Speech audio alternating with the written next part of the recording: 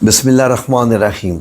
नाज़रीन, आज का वजीफ़ा जो मैं आपको बताने जा रहा हूँ, मैं अगर अल्फाज तलाश करने की कोशिश करूँ कि ये वजीफ़ा इस कायनात का कितना ताकतवर तरीन वजीफ़ा है, तो मैं शायद सालों साल अल्फाज ही ढूँढता रहूँ और मुझे अल्फाज नहीं मिलेंगे कि ये वजीफ़ा कितना ज़्यादा ताकतवर है। जी हाँ नाज़रीन, इस वजीफ़े की ताकत का अंदाज़ा आप इससे लगा सकते हैं कि ये वजीफ़ा आसमान के जो ताकतवर तरीन ख़ज़ाने हैं, जो आसमानी अल्फाज में इंतहाई बहुत यानी करिश्माती मोअज़ाती अल्फाज में जिनका शुमार होता है, ये उनमें है। तो नाज़रीन, वो लोग जो ये समझते हैं कि वो वजीफ़े करते हैं और उनके कबूल नहीं होते, या जो लोग बहुत से ऐसे भी हैं जो ज़्यादा पढ़ लिख गए हैं, वो ऐसी सोच रखते हैं कि शायद वजीफ़ा करने से कुछ भी नहीं होता। लेकिन नाज़रीन, मैं आप लोगों को एक छोटी सी बात बताते चलूँ, ये उन लोगों के लिए जो समझते हैं कि वजीफ़ा करने से कुछ नहीं होता, उन लोगों से गुजारिश है कि दुनिया में कोई वजीफ़ा भी नाकाम नहीं होता अगर वो कुरानी या रहमानी वजीफ़ा हो। इससे मुराद क्या है कि उस वजीफ़े के अल्फाज कुरान करीम से हों या अहादीस मुबारका से हों, तो वो कभी भी नाकाम नहीं होते। वो आपके नामा आमाल में लिख दिए जाते हैं और उनका आपको अजर अज़ीम मिलता है अगर वो दुनिया में मकबूल नहीं होते। लेकिन ये जो वजीफ़ा मैं आपको बताने जा रहा हूँ, ये एक ऐसा अमल है, ये एक ऐसा वजीफ़ा है कि यकीन करें कि इधर आपने वजीफ़ा किया और उधर कायनात आपके मामलात को हल करने के लिए अल्लाह रब्बुल इज़्ज़त इंशाअल्लाह बिइज़्निल्लाहि ताला, अल्लाह रब्बुल इज़्ज़त तो पहले ही तैयार होता है। अल्लाह रब्बुल इज़्ज़त फिर अपनी हिकमतें शुरू कर देता है कि इस बंदे ने ये वाला इस नाम से मुझे पुकारा है, इस अमल से मुझे पुकारा है, तो मैं इसको वो अता कर दूँ जो ये चाहता है। अब इससे अंदाज़ा लगा लीजिए कि ये कितना शदीद और ताकतवर वजीफ़ा है। नाज़रीन, मैंने आपको इस चैनल पर पहले भी अल्लाह खुस्समात के बहुत सारे वज़ाइफ बताए हैं, लेकिन ये वजीफ़ा इतने जहन में रख लीजिए कि ये उनसे किसी हद तक और ज़्यादा ताकतवर है। वो क्यों और किस तरह, ये मैं अभी आपको बताने जा रहा हूँ। तो जिस बंदे ने इस वीडियो का एक सेकंड भी मिस कर दिया, वो मुझे मलामत मत करे, वो समझ ले कि उसकी किस्मत में इस वजीफ़े से जो फजीलत है या इस वजीफ़े से फ़ायदा उठाना है ही नहीं है, क्योंकि वो उसने जाना है टिकटॉक की तरफ, उसने नाच गाने देखने हैं, तो वो प्लीज़ ये वाली वीडियो ना देखे। ये वीडियो उन मजबूर लोगों के लिए है, ऐसे लोगों के लिए मैं बनाने जा रहा हूँ जो बहुत गमगीन हो चुके हैं, जो बहुत मायूस हो चुके हैं, जो ये समझते हैं कि उनके मामलात तो हल होने वाले हैं नहीं है। तो ये वजीफ़ा उन लोगों के लिए है जो चाहते हैं कि उनको वो कुछ हासिल हो जाए जिसकी तमन्ना वो रख के बैठे हुए हैं और किसी दूसरे वजीफ़े से वो हाल नहीं हुई। नाज़रीन, अब ये लोग पूछेंगे, मुझसे लोग पूछना शुरू हो जाते हैं कि क्या ये वजीफ़ा मैं इस काम के लिए कर लूँ, क्या ये इस काम के लिए कर लूँ। तो मैं आपका वो मकसद भी हल कर देता हूँ। वो क्या है कि नाज़रीन, इस वजीफ़े से करने से पहले आपको अपने अंदर जो है वो अपना मकसद रख लेना है, अपने आप को तैयार कर लेना है कि ये अमल आप किस मकसद के लिए करने जा रहे हैं। फॉर एग्ज़ाम्पल, ये अगर कोई बंदा इसलिए करने जा रहा है कि वो समझता है कि उसका कारोबार नहीं चल रहा, तो ये वजीफ़ा उसके लिए है। ये अमल उसके लिए भी है जो समझता है कि उसके बच्चों के रिश्तों का मामला है जो हल होने नहीं पा रहे और तमाम वज़ाइफ करके नाकाम हो चुके हैं, तो ये उसके लिए भी है। ये अमल उसके लिए भी है जिसकी ज़िंदगी में नाकामियाँ ही नाकामियाँ हैं, ख्वाह वो उसकी एजुकेशन में, ख्वाह नौकरी हासिल करने में, ख्वाह रिश्तेदारों में, ख्वाह किसी भी मामले में। वो बंदा अपने आप को नाकाम समझता है और दूसरे रिश्तेदार सारे आगे चले गए और ये बंदा पीछे रह गया, तो ये वजीफ़ा उसके लिए भी है। और नाज़रीन, अगर कोई ये समझता है कि उसके कागज़ात नहीं बन पा रहे, उसके वीज़े नहीं लग पा रहे, कोई पेपरों के में मसाइल हैं, यानी नाकामी का जो आंसर उसमें मौजूद है, या कोई ये करना चाहता है इसलिए कि वो इस तरह का एक बंदा बन जाए कि उसके अंदर कुछ इल्हामी ताकतें आ जाएं कि ऐसा कि नंबर 1 उसकी दुआओं में असर होना शुरू हो जाए, नंबर 2 वो जिस पे दम करके फूंके वो बंदा सेहतमंद हो जाए, वो जिसके लिए दुआ कर दे वो दुआ कबूल हो जाए, वो जिसके लिए हाथ उठा दे उसका काम हो जाए, वो जिस पर पढ़ कर फूंक کر کے دم کر دے تو اس بندے کے جو ہے وہ مرض بھی ٹھیک ہو جائیں۔ تو ناظرین یہ بہت معمولی باتیں ہیں اس چیز کی۔ اس کے علاوہ وہ ایسا ہے کہ وہ انشاءاللہ باذن اللہ تعالیٰ اس کی دنیا بھی کامیاب، اس کی آخرت بھی کامیاب، اس کا حساب کتاب بھی کامیاب، اور جنت میں جانے سے پہلے اس کے گھر بھی اور اس کے محلات بھی جنت میں اس کے نام سے تیار ہو جائیں گے۔ تو ناظرین اس وظیفے کی میں کیا تعریف کروں، اگر میں تعریف کروں گا تو اتنی لمبی ہو جائے گی کہ پھر آپ کہیں گے کہ وظیفہ بتاؤ، وظیفہ بتاؤ، باقی باتیں چھوڑو۔ ناظرین باقی باتیں انسان کیسے چھوڑے؟ اصل وظیفہ یا رحمانی وظیفہ وہی ہوتا ہے کہ جس کا کرنے کا ثواب بھی آپ کو ملے، جس کے کرنے سے آپ کے درجات بھی بلند ہو، جس کے کرنے سے آپ کا نامہ اعمال میں نیکیاں بھی لکھی جائیں، اور جس کا کرنا ایسا ہو کہ اللہ رب العزت کان دھر کے آپ کے وظیفے کو سنے، اور اللہ رب العزت آپ کی خواہشات کو وہ قبول فرما لے کہ اس بندے نے یہ عمل کرنا شروع کر دیا ہے، لہٰذا اس کے قبول کرنے کے لیے جو جو حکمتیں کرنی ہے اللہ رب العزت پھر شروع کر دیتا ہے، کیونکہ اللہ رب العزت کوئی بھی کام بغیر حکمت کے نہیں کرتا۔ میں نے آج تک زندگی میں کبھی ایسا وظیفہ نہیں بتایا، اور انشاءاللہ مرتے دم تک نہیں بتاؤں گا کہ یہ وظیفہ کر لیں تو گھنٹی بجے گی اور کوئی 80 لاکھ آپ کو پکڑا کے چلا جائے گا یا آپ کے تکیے کے نیچے ہوگا۔ نہیں، نہ یہ میرے رب کا دینے کا طریقہ ہے، نہ یہ نبی کریم صلی اللہ علیہ وآلہ وسلم کی سنت ایسے ہے کہ بتایا گیا ہو۔ میرا رب ہر چیز حکمت سے دیتا ہے۔ تو ناظرین اب آپ نے کیا کرنا ہے کہ آپ نے اللہ رب العزت کے حضور سب سے پہلے اپنا مقصد اب آپ نے واضح کرنا ہے کہ یہ عمل آپ کس چیز کے لیے کرنے جا رہے ہیں، یہ کس مقصد کے لیے کرنے جا رہے ہیں۔ فار ایگزامپل کسی کا مقصد سمجھ لیں کہ دولت حاصل کرنا ہے، اتنی دولت حاصل کرنا ہے کہ وہ غریبوں کی بھی مدد کرے، محتاجوں کی بھی مدد کرے، ضرورت مندوں کو بھی دے دے، اور اپنے خاندان میں بھی سب کو دے دے، اور اس کے بچوں کے بھی معاملات حل ہو جائیں۔ نمبر 1 مقصد ذہن میں رکھ لے، مقصد اپنے ذہن میں تیار کر لے۔ اب وظیفہ کس طرح کرنا ہے، طریقہ کیا ہے، کیسے ہے، یہ بھی آپ ذہن میں رکھ لیجئے۔ وظیفہ کیسے کرنا ہے کہ سب سے پہلے آپ کو یہ تیار کرنا ہے کہ 14 دن کے لیے اپنے آپ کو تیار کرنا ہے، 14 ڈیز کے لیے تیار کرنا ہے۔ خواتین اس معاملے میں ذرا زیادہ محتاط ہو جائیں، لیکن وہ ذرا غور سے سن لیں کہ 14 دن انہیں کیسے کمپلیٹ کرنے ہیں۔ ناظرین اللہ الصمد کا یہ وظیفہ کہلاتا ہے، لیکن یہ صرف اللہ الصمد کی اس میں طاقت نہیں، اس میں اور بھی جو ہے سورہ الاخلاص کی طاقت بھی ہے، اور سورہ الکوثر بھی سورہ الکوثر کی طاقت بھی اس میں شامل ہے، اور اس میں یا رحمان، یا رحیم، یا کریم، ان تینوں الفاظ کی اس میں بھی طاقت ہے۔ یہ تمام کیسے پڑھنے ہیں؟ کاغذ قلم لے لیجئے یا میری ویڈیو کو ڈاؤن لوڈ کر لیجئے، اپنے آپ کو تیار کر لیجئے۔ میں اسکرین پہ کچھ بھی لکھا ہوا نہیں دکھا رہا، اب آپ غور سے سنیے، کیونکہ سارے الفاظ سب کو یاد ہیں۔ اسکرین پہ میں آپ کو دکھاتا ہوتا ہوں جب کوئی ایسی آیات ہوں جو آپ کو یاد نہ آتی ہوں، ٹھیک ہے جی؟ غور سے سن لیجئے۔ فار ایگزامپل آپ نے یہ وظیفہ کرنے کا ارادہ کر لیا ہے، اور یہ بھی ارادہ کر لیا ہے کہ یہ بچوں کے رشتے کے لیے ہے، گھر بنانے کے لیے ہے، قرضہ ادا کرنے کے لیے ہے، ویزے کے لیے ہے، اپنی صحت کے لیے ہے، یا دولت حاصل کرنے کے لیے ہے، نوکری حاصل کرنے کے لیے، کاروبار چمکانے کے لیے ہے، اپنے روحانی درجات بڑھانے کے لیے ہے۔ جو بھی آپ کا مقصد ہے، یا کسی کی بیماری ایسی ہے کہ جو ٹھیک نہیں ہو رہی، اس کے لیے ہے، ایک مقصد اپنا تیار کر لیجئے، مسٹ، ٹھیک ہے جی؟ ہونے کو اور بھی ہو سکتی ہیں، لیکن میں یہ پریفر کرتا ہوں کہ فوکس ایک چیز پر ہو، آپ کا ایک چیز پر۔ اب آپ نے کیا کرنا ہے کہ آپ نے ارادہ کر لیا ہے، تو آپ نے مغرب کی نماز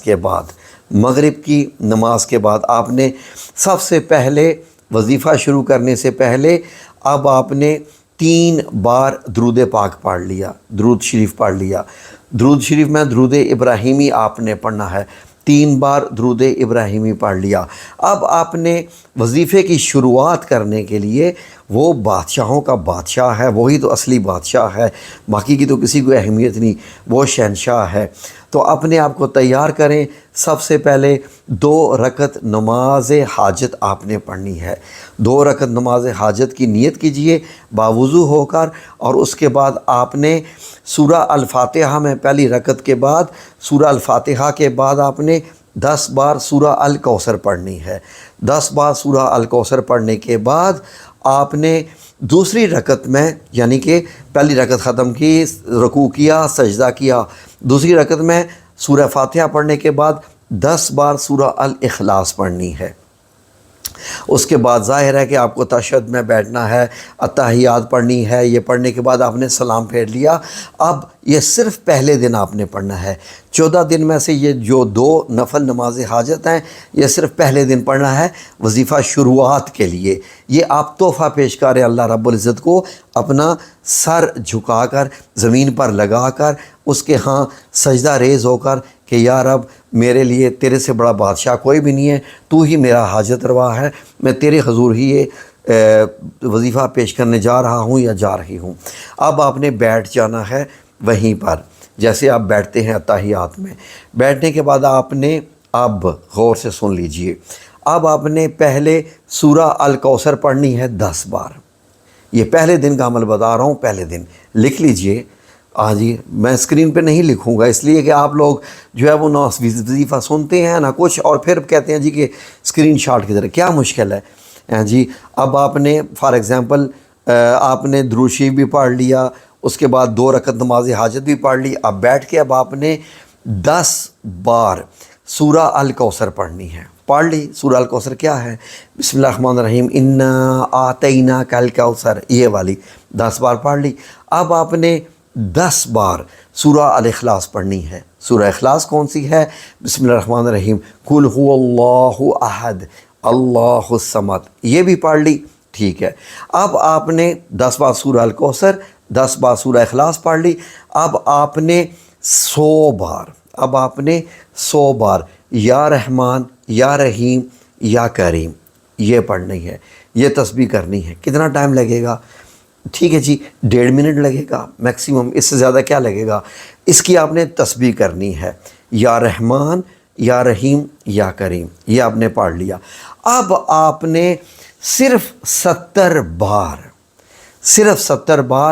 اللہ الصمد کا آپ نے یہ وظیفہ کرنا ہے۔ اللہ الصمد کا 70 بار، 70۔ اب آپ نے یہ 70 بار جب اللہ الصمد کا وظیفہ کر لیا، اب آپ نے دوبارہ 3 بار درود شریف پڑھنا ہے، اور اللہ رب العزت کے حضور ہاتھ اٹھا کر یہ دعا پڑھنی ہے کہ اے میرے رب کریم، تو ہی میرا رب ہے، تو ہی میرا پالنے والا ہے، اپنی زبان میں، یہ میری زبان میں نہیں، اپنی زبان میں، تو ہی سب کو عطا کرنے والا ہے، تو ہی شہنشاہوں کا شہنشاہ ہے، تو ہی جو ہے وہ پاک ہے، تیری ذات ہی سب سے بڑی پاک ہے، تو ہی عطا کرنے والا ہے، ہر قسم کی جو خوشیاں اور غم سب تیری طرف سے ہیں۔ اے میرے رب کریم، میں تجھ سے یہ التجا کرتا ہوں یا کرتی ہوں کہ میں نے تیرے حضور یہ والا پہلے دن کا عمل پیش کیا ہے، اسے قبول فرما، اور میری یہ حاجت ہے، اور کچھ ایکسٹرا حاجات بھی ہو سکے تو بے شک آپ رب العزت کو بتا دیجئے، تو میں باقی 13 دن رہ گئے وہ بھی تیرے حضور یہ وظیفہ کروں گی، تو اے میرے رب، میرا یہ معاملہ تیرے حضور ہے، اس کو حل کر دینا۔ بڑی آس اور امید کے ساتھ اور مایوسی کی دلدل سے نکل کے میں یہ عمل میں نے تیرے لیے پیش کیا ہے، ٹھیک ہے۔ اب آپ نے یہ بس آمین کرنے کے بعد یہ آپ کے پہلے دن کا عمل ہو گیا۔ اب آپ نے یہ جو عمل پیش کیا ہے، اب آپ کے دل میں کچھ احساسات پیدا ہونا شروع ہو جائیں گے، وہ احساسات الہامی ہوں گے۔ وہ احساسات آپ کے دل میں کیا پیدا ہونا شروع ہو جائیں گے کہ آپ کا کام شروع ہو گیا، جس مقصد کے لیے آپ کر رہے ہیں وہ اب کام شروع ہو چکا ہے۔ اب اللہ رب العزت نے آپ کے لیے اپنی حکمتیں شروع کر دی ہیں، یہ آپ کے دل میں احساس آنا شروع ہو گیا، اور یہ 100% یہ احساس آنا چاہیے۔ اگر یہ احساس آپ کے دل میں نہیں آیا تو اس کا مطلب ہے کہ آپ نے وہ دل سے عمل کیا ہی نہیں۔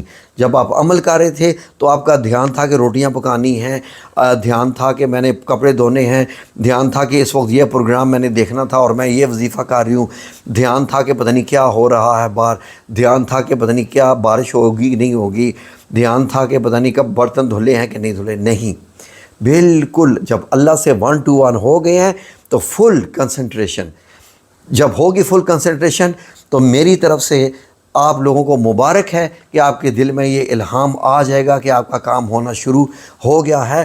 یہ آپ کے دل میں بھی آئے گا اور آپ کو کام ہوتے ہونا شروع ہونا نظر آ جائیں گے جس مقصد کے لیے کر رہے ہیں۔